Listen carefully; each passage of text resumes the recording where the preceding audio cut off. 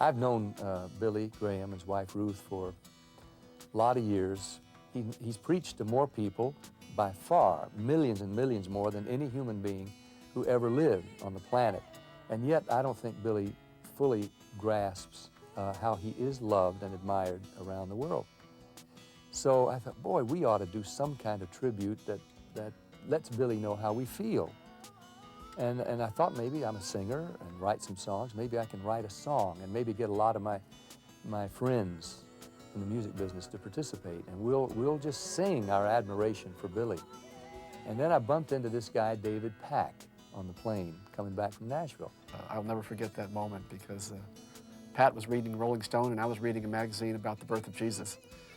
And the lead singer of Ambrosia and songwriter, producer, he was telling me about a big group project he'd just done that was magnificent. We struck up a friendship, actually on the plane. Wonderful vibe right off the bat. And I told him about a group project I had in mind.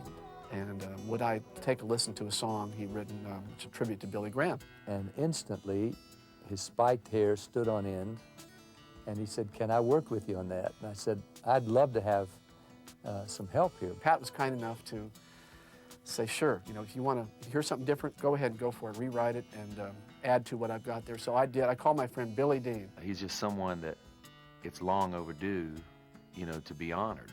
And that's why I was really honored that David asked me to be a part of this. Instantly, they recorded the music bed and began to get singers, including Billy and David and John Elefante. We got Kenny Rogers to come right on board with this, DC Talk.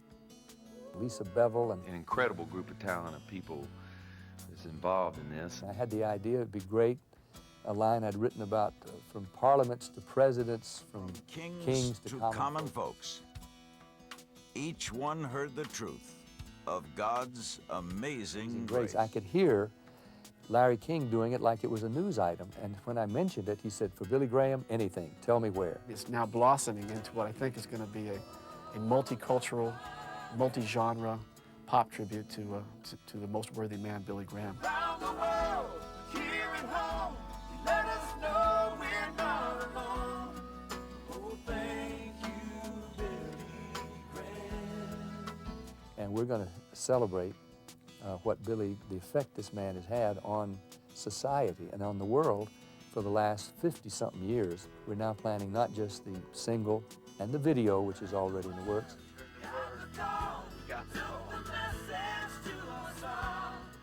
A CD that will be coming out with artists donating tracks to a tribute record for charity for the Samaritan's Purse and Mercy Corps. We're going to help a whole generation of people, especially the younger generation, understand the enormous impact Billy Graham has had on the world, culture, and even things such diverse as the civil rights movement.